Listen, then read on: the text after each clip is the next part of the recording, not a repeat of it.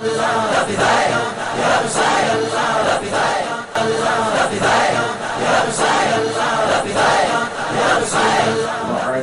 آلہ وصحبہ اجمعین اما بعد۔ درود پاک پڑھیں۔ اللہم صلی علی سیدنا و مولانا محمد معدن الجود والکرم وآلہ وبارک وسلم صلاۃ و سلام علیک یا رسول اللہ۔ ہم ذکر نبی جو کرتے ہیں ایمان کی حفاظت کرتے ہیں، ہم ذکر نبی جو کرتے ہیں ایمان کی حفاظت کرتے ہیں، شاہ عرب ہم اس کی تلاوت کرتے ہیں صلی اللہ علیہ وسلم۔ معاملہ دراصل یہ ہے کہ پروردگار عالم کی سچی محبت ہر مسلمان کے دل میں ہونی چاہیے، اور اللہ تبارک و تعالی سے محبت کرنا یہ بہت بڑی بات ہے۔ پروردگار عالم خالق کائنات ہے اور ہم عاجز مخلوق ہیں۔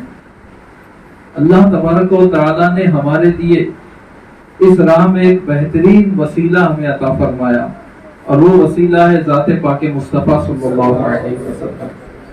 اگر ہم ان سے محبت کریں گے تو اللہ کی محبت بھی ہمارے دل میں پیدا ہو جائے، بلکہ حضور صلی اللہ علیہ وسلم سے محبت کرنا یہ محبت الہی کی دلیل ہے۔ اس لیے کہ ہم حضور صلی اللہ علیہ وسلم سے محبت کیوں کرتے ہیں؟ اس لیے کہ وہ پروردگار عالم کے محبوب اکبر ہیں۔ پروردگار عالم اپنے نبی صلی اللہ علیہ وسلم سے محبت فرماتا ہے اور محبت فرمانے کا حکم دیتا ہے۔ تو جو حضور علیہ السلام سے محبت کرتا ہے یہ اس بات کی دلیل ہے کہ وہ پروردگار عالم سے محبت کرتا ہے۔ اور اللہ تبارک و تعالیٰ کی محبت اگر دل میں پیدا کرنی ہو تو حضور علیہ السلام کی محبت دل میں پیدا کرو، تو اللہ تبارک و تعالیٰ کی نہ صرف محبت پیدا ہوگی بلکہ اللہ بھی ہم سے محبت فرمائے گا۔ قرآن مجید میں اللہ نے فرمایا قل ان کنتم تحبون اللہ فاتبعونی یحببکم اللہ۔ اے محبوب آپ فرمائیے کہ اے لوگوں اگر تم اللہ سے محبت کرتے ہو، یعنی تمہیں یہ دعویٰ ہے کہ تم اللہ سے محبت کرتے ہو اور اللہ سے محبت کرنا چاہتے ہو تو میرا اتباع کرو، میری پیروی کرو، تو اللہ تم سے محبت کرے گا۔ وَيَغْفِرْ لَكُمْ ذُنُوبَكُمْ وَاللَّهُ غَفُورٌ رَحِيمٌ، اور تمہارے گناہ بخش دے گا اور اللہ بخشنے والا مہربان ہے۔ تو اتباع پیروی کی شرط ہے محبت۔ تعظیم اور محبت جب تک کسی کی دل میں نہ ہوگی آپ نہ اس کی پیروی کر سکتے ہیں، نہ اس کی بات کو آپ اہمیت دے سکتے ہیں۔ حضور علیہ السلام کے اتباع کا جو حکم دیا گیا ہے اس کا یہ مطلب ہے کہ واقعی حقیقی اتباع کرو، یعنی جس کا اتباع کیا جا رہا ہے اس کی محبت بھی دل میں ہو، اس کی تعظیم بھی دل میں ہو۔ تو حضور علیہ السلام کی جب محبت ہوگی، آپ کی تعظیم ہوگی، یحببکم اللہ، اتباع ہوگا، اور اللہ تبارک و تعالیٰ بھی تم سے محبت کرے گا۔ وَيَغْفِرْ لَكُمْ ذُنُوبَكُمْ وَاللَّهُ غَفُورٌ رَحِيمٌ، اور تمہارے گناہ بخش دے گا اور اللہ بخشنے والا مہربان ہے۔ تو حضور علیہ السلام کی محبت اس لیے ضروری ہے، یہ وسیلہ ہے محبت الہی کا۔ اور محبت رسول صلی اللہ علیہ وسلم کیسے پیدا ہوتی ہے؟ جیسا کہ آپ نے بارہا اس حدیث کو سنا ہوگا کہ تم میں سے اس وقت تک کوئی مومن نہیں ہو سکتا جب تک کہ اپنے باپ سے زیادہ، اپنی اولاد سے زیادہ، اپنے مال سے زیادہ، تمام لوگوں سے زیادہ، بلکہ اپنی جان سے بھی زیادہ مجھ سے محبت نہ کرے۔ تو محبت ایمان کے لیے ضروری ہے۔ ایمان کا کمال اس وقت تک نہیں ہو سکتا جب تک کہ ہم سب سے زیادہ اپنے نبی صلی اللہ علیہ وسلم سے محبت نہ کریں۔ محبت پیدا کرنے کے نسخے کیا ہیں؟ تو نمبر 1، قرآن مجید میں جن آیتوں میں حضور علیہ السلام کی شان بیان کی گئی، جن آیتوں میں حضور علیہ السلام کی تعریف کی گئی، ویسے تو اور بات ہے کہ گہری نظر سے دیکھا جائے تو ہر آیت نعت مصطفیٰ ہے، لیکن خاص طور سے یہاں میری مراد وہ آیتیں ہیں جن میں واضح ہے بالکل حضور علیہ السلام کی تعریف، آپ کی شان، آپ کی نعت۔ ان آیتوں کو ہم پڑھیں، اس کا ترجمہ پڑھیں ان آیتوں کا، تفسیر پڑھیں، غور کریں، علماء سے ان آیتوں کا ترجمہ اور تفسیر سنیں، اس طریقے سے عشق رسول پیدا ہوتا ہے اور زیادہ ہوتا ہے۔ پھر وہ احادیث جن میں حضور علیہ الصلوۃ والسلام کی شان بیان کی گئی، ان احادیث کو علماء سے سنیں، غور کریں، خود بھی پڑھیں، اس طرح عشق رسول پیدا ہوتا ہے۔ پھر اللہ کے مقبول بندوں نے، کامل عاشقوں نے جو حضور صلی اللہ علیہ وسلم کی شان میں نعتیں لکھی ہیں، ان نعتوں کو ہم پڑھیں، سنیں، غور کریں، اس طریقے سے عشق رسول پیدا ہوتا ہے اور بڑھتا ہے۔ تو یہ چند نسخے بزرگان دین نے بتایا، اس کے علاوہ اور بھی ہو سکتے ہیں۔ تو اس طریقے سے عشق رسول بڑھتا ہے۔ یہی وجہ ہے کہ ہم اس طرح کی محفلیں منعقد کرتے ہیں اور حضور علیہ الصلوۃ والسلام کی شان بیان کی جاتی ہے قرآن و حدیث کی روشنی میں، اور نعتیں پڑھی جاتی ہیں، تاکہ حضور علیہ الصلوۃ والسلام کی محبت زیادہ ہو اور کامل ہو، اور اس وسیلے سے اللہ تبارک و تعالیٰ کی محبت میں بھی ہم کامل ہوں، اور اس طریقے سے ہمارا بیڑا پار ہو جائے، ہمارے زندگی میں آنے کا، دنیا میں آنے کا مقصد پورا ہو جائے۔ یہ وجہ ہے، یہ اس لیے اس طرح کی محفلیں منعقد کرتے ہیں اور یہ ساری چیزیں ہوتی ہیں۔ اب ایک اور بات ہے کہ تعریف کی جائے حضور علیہ الصلوۃ والسلام کی، تو کیا کوئی دائرہ ہے، کوئی حد ہے؟ دیکھیے، ویسے تو حضور علیہ الصلوۃ والسلام کے اوصاف کی کوئی حد نہیں۔ اعلیٰ حضرت فرماتے ہیں، تیرے تو وصف عیب تناہی سے ہے بری، حیران ہوں میرے شاہ میں کیا کیا کہوں تجھے۔ تناہی یعنی حد بندی، حد بندی کا عیب نہیں ہے آپ کے اوصاف میں۔ آپ کے اوصاف کو کوئی شمار کرنا چاہے نہیں کر سکتا، اللہ نے اپنے محبوب کو ایسا نرالا اور بے مثال بنایا۔ تو حضور علیہ الصلوۃ والسلام کی تعریف کی بھی اس اعتبار سے کوئی حد نہیں ہے، مگر ہاں ایک حد ہے، یہ شرعی اعتبار سے ہے، وہ یہ ہے کہ حضور علیہ الصلوۃ والسلام نے فرمایا کہ میری تعریف میں ایسا مبالغہ نہ کرو جیسا کہ عیسائیوں نے عیسیٰ علیہ السلام کی تعریف میں کیا، بلکہ میں اللہ کا بندہ اور اس کا رسول ہوں۔ اب سوال یہ ہے کہ عیسائیوں نے کیا مبالغہ کیا؟ عیسائیوں نے کہا Jesus is God because he was son of God, کہ وہ خدا ہے اس لیے کہ وہ خدا کے بیٹے ہیں، معاذ اللہ رب العالمین۔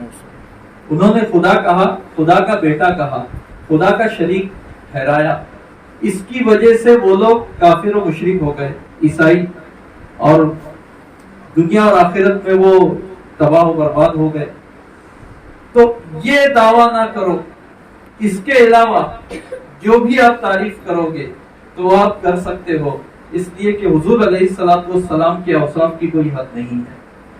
الحمدللہ ہم اہل سنت حضور علیہ الصلوۃ والسلام کو اللہ کا بندہ مانتے ہیں، اللہ کا رسول مانتے ہیں، اور ہم یہ مانتے ہیں کہ حضور علیہ الصلوۃ والسلام کی جتنی بھی یہ تعریفیں ہیں، یہ پروردگار عالم کی طرف سے انہیں خوبیاں عطا ہوئی ہے۔ جو کچھ حضور علیہ الصلوۃ والسلام کو ملا پروردگار سے ملا، تو حضور علیہ الصلوۃ والسلام کی تعریف اگر غور کیا جائے تو خدا تعالیٰ کی تعریف ہے۔ جس طریقے سے ایک دنیاوی مثال ہے کہ کوئی شخص اگر بہت خوبصورت گھر بنائے اور پھر دوسرا شخص اس گھر کی تعریف کرے کہ کتنی بہترین کاریگری ہے، کتنا اچھا اسٹرکچر ہے، تو بنانے والے کی تعریف ہے، بلا تشبیہ و تمثیل، اللہ مثالوں سے پاک ہے۔ حضور علیہ الصلوۃ والسلام کی کوئی تعریف کرے تو اس میں اللہ تبارک و تعالیٰ کی بھی تعریف ہے۔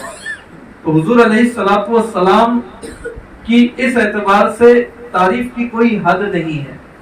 امام شرف الدین بوصیری رحمۃ اللہ تعالی علیہ نے فرمایا، دعمت دعتہ النصارى فی نبیہم واحکم بما شئت مدحا فیہ واحتکمی، کہ نصارہ نے ان کے نبی کے بارے میں جو دعویٰ کیا اس کو چھوڑ دے، اس سے دور رہے، اور حضور علیہ الصلوۃ والسلام کی مدح میں تو عدل و انصاف سے کام لے۔ پھر یہ عدل و انصاف کیا ہوگا؟ منصوب الی ذاتہ ما شئت من شرف منصوب الی قدرہ ما شئت من عظم، کہ ان کی ذات کی طرف جو شرف چاہے منسوب کر، ان کی ذات کی طرف جو بلندی اور جو فضیلت چاہے منسوب کر، فَإِنَّ فَضْلَ رَسُولِ اللَّهِ لَيْسَ لَهُ حَدٌّ فَيَعْرِبَ عَنْهُ نَاطِقٌ بِفَمِهِ، اس لیے کہ حضور علیہ الصلوۃ والسلام کے اوصاف و فضائل کی کوئی ایسی حد ہے ہی نہیں کہ جسے بیان کرنے والا اپنی زبان سے بیان کر سکے۔ اسی کو اعلیٰ حضرت فرماتے ہیں، تیرے تو وصف اے بے تناہی سے ہے بری، حیران ہوں میرے شاہ میں کیا کیا کہوں تجھے۔ اور اعلیٰ حضرت نے آگے بڑھ کے ایک اور انداز میں تعریف کی کہ تعریف کرنے والا جب تعریف کر کر کے عاجز آ جائے اور تعریف نہ کر پائے، اپنی ساری صلاحیتیں تعریف کرنے میں لگا دے اور پھر اس کے بعد ممدوح کے اوصاف کو مکمل بیان نہ کر سکے، عاجزی کی وجہ سے زبان بند کر دے، تو اس کا عاجز ہونا بھی ایک تعریف ہے۔ اس کا عاجز ہو جانا تعریف سے یہ بھی ایک تعریف ہے۔ اعلیٰ حضرت فرماتے ہیں کہ کہہ لے گی سب کچھ ان کے ثناخواں کی خاموشی، چپ ہو رہا ہوں کہہ کہ میں کیا کیا کہوں تجھے، لیکن رضا نے ختم سخن اس پہ کر دیا، خالق کا بندہ خلق کا آقا کہوں تجھے۔ وہی جو امام بصری نے فرمایا فَمَبْلَغُ الْعِلْمِ فِيهِ أَنَّهُ بَشَرٌ وَأَنَّهُ خَيْرُ خَلْقِ اللَّهِ كُلِّهِمْ، کہ علم کی انتہا انسان کے یہ ہے حضور علیہ الصلوۃ والسلام کی تعریف میں کہ وہ بشر ہیں، لیکن وہ اللہ کی تمام مخلوقات میں سب سے افضل و اعلیٰ ہیں۔ بشر عام بشر نہیں، جیسا کہ وہاں بھی کہتے ہیں ہماری طرح معاذ اللہ، نہیں، بشر تو ہیں، انسان تو ہیں، لیکن خیر خلق اللہ کلہم، تمام مخلوقات میں سب سے افضل، سب سے اعلیٰ ہے، سب سے بے مثال ہے۔ ایک مرتبہ درود پاک پڑھیں، اللهم صل علی سیدنا و مولانا محمد وعلى الجود والكرم وآلہ وبارک وسلم صلاۃ و سلام علیک یا رسول اللہ۔ تو الحمدللہ ہم اہل سنت حضور علیہ الصلوۃ والسلام کے بارے میں جو بھی عقیدہ رکھتے ہیں تو الحمدللہ وہ توحید والا عقیدہ ہے، توحید کے موافق عقیدہ ہے۔ حضور علیہ الصلوۃ والسلام کے بارے میں کوئی ایسا دعویٰ نہیں کرتے جیسا دعویٰ نصارہ نے، عیسائیوں نے کیا اور تباہ و برباد ہو گئے۔ ہاں، بعض لوگ یہ وہاں بھی یہ الزام لگاتے ہیں کہ سنی حضور علیہ الصلوۃ والسلام کے بارے میں ایسا دعویٰ کرتے ہیں جیسا کہ عیسائیوں نے عیسیٰ علیہ السلام کے بارے میں کیا۔ ہم پوچھتے بھائی کیا؟ تو کہتے ہیں کہ تم حضور علیہ الصلوۃ والسلام کو صاحب تصرف مانتے ہو، تصرف کرنے والا مختار مانتے ہو۔ تو ہم نے کہا کہ یہ دعویٰ عیسائیوں نے نہیں کیا جس کی وجہ سے مشرک ہو گئے، یہ دعویٰ تو قرآن مجید میں پروردگار عالم نے بتایا کہ عیسیٰ علیہ السلام نے خود اپنے بارے میں کیا۔ ایک مقام پہ اللہ تبارک و تعالیٰ نے ان کے کلام کا ذکر فرمایا کہ عیسیٰ علیہ السلام نے فرمایا وَأُبْرِئُ الْأَكْمَحَ وَالْأَبْرَصَ وَأُحْيِي الْمَوْتَ بِإِذْنِ اللَّهِ، کہ میں مادرزاد اندھے اور کوڑھی کو اچھا کرتا ہوں اور اللہ کے حکم سے جو ہے وہ مردے کو جلاتا ہوں۔ ایک مقام پہ فرمایا، اللہ نے فرمایا وَتُبْرِئُ الْأَكْمَحَ وَالْأَبْرَصَ وَتُحْيِي الْمَوْتَ بِإِذْنِ اللَّهِ، کہ اے عیسیٰ علیہ السلام آپ مادرزاد اندھے اور کوڑھی کو اچھا کرتے ہیں اور اللہ کے حکم سے مردے کو جلاتے ہیں۔ تو اللہ نے یہ دعویٰ فرمایا، یہ ارشاد فرمایا عیسیٰ علیہ السلام کے بارے میں کہ آپ مادرزاد اندھے کو اچھا کرتے ہیں، آپ کوڑھی کو اچھا کرتے ہیں اور آپ اللہ کے حکم سے مردہ جلاتے ہیں۔ تو یہ دعویٰ تو پروردگار عالم کا ہے۔ تو یہ جو ہم حضور علیہ السلام کے بارے میں کہتے ہیں کہ اللہ نے اپنے محبوب کو بھی کائنات میں تصرف کا اختیار دیا ہے، یہی وجہ ہے کہ چاہا اللہ کے حکم سے چاند کے 2 ٹکڑے کر دیے، جب چاہا اللہ کے حکم سے سورج کو ٹھہرا دیا، جب چاہا ڈوبے ہوئے سورج کو پلٹا دیا، جب چاہا کنکریوں سے کلمہ پڑھایا، جب چاہا جانوروں سے جو ہے وہ کہلوایا، بتوں سے اپنی گواہی، بتوں سے جو ہے اپنی گواہی دلوائی، اپنی رسالت کی، درخت سے اپنی گواہی دلوائی۔ تو یہ جو حضور علیہ الصلوۃ والسلام کے بارے میں ہم اہل سنت مانتے ہیں، یہ تو اللہ نے قرآن مجید میں عیسیٰ علیہ السلام کے لیے فرمایا۔ تو یہ اس سے شرک کا کوئی تعلق نہیں ہے، کیونکہ ہم جو بھی مانتے ہیں یہ کہتے ہیں کہ اللہ کی عطا سے ہے۔ جس طرح فرشتوں کو اللہ نے کائنات میں تصرف کا اختیار دیا تو اس کی وجہ سے کچھ یہ عقیدہ شرک نہیں ہے۔ وہابی بھی کہتے ہیں کہ فرشتے جو ہے وہ اللہ نے بعض فرشتوں کو ہوا چلانے پہ مامور کیا ہے، بعض فرشتوں کو پانی برسانے پہ مامور کیا ہے، جیسا کہ صحیح احادیث میں آیا کہ بعض فرشتے جو ہے ماں کے پیٹ میں جب حمل ٹھہرتا ہے تو اس کو ہاتھ میں لے کے پوچھتے ہیں اے ربی اذکر ام انثی، پھر اللہ فرماتا ہے ویسا وہ اس کی صورت بناتے ہیں. اور اس کے بعد اسی طریقے سے روح قبض کرنے کا کام بھی فرشتے کرتے ہیں. حضرت ملک الموت کی ایک فوج ہے، وہ فوج کے فرشتے بھی کرتے ہیں، خود حضرت ملک الموت بھی روح قبض کرتے ہیں. تو یہ سارا کائنات کا نظام بغیر کسی ظاہری سبب کے فرشتے چلاتے ہیں، اس کو سب مانتے ہیں. تو اس ماننے کی وجہ سے کوئی مشرک نہیں ہوتا. تو ٹھیک اسی طریقے سے انبیاء کرام کے لیے بھی جب ہم کائنات میں تصرف کا عقیدہ مانتے ہیں تو اس سے شرک کا کوئی تعلق نہیں ہے، بلکہ یہ توحید کے موافق ہے اور اللہ کی تعلیم، قرآن کی تعلیم کے موافق ہے. اور عیسائیوں کو جو عیسیٰ علیہ السلام کے بارے میں عیسائیوں نے جو کچھ مانا تو وہ یہ تھا کہ یہ خدا کے بیٹے ہیں اور یہ خود خدا ہیں، اور معاذ اللہ انہیں بھی عبادت کے لائق سمجھا، اس کی وجہ سے وہ مشرک ہوئے. یہ وضاحت بہت ضروری ہے، اس لیے کہ جو وہابیوں کی صحبت میں بیٹھتے ہیں ان کے دل میں یہ وسوسہ آتا ہے، کیونکہ وہ وسوسہ ڈالنے کا کام کرتے ہیں. اور ان سنیوں کی ان محافل اور ہمارے ان علماء اہل سنت کی حضور علیہ السلام کی شان بیان کرنے کے بارے میں وہ سوچنے لگتے ہیں. تو اللہ تبارک و تعالی ہمیں اور آپ کو ہر قسم کی شیطانی وسوسے سے محفوظ رکھے. اقول قولی ھذا استغفر اللہ ربی لی ولکم ولسائر المؤمنین انہ هو الغفور الرحیم. السلام علیکم.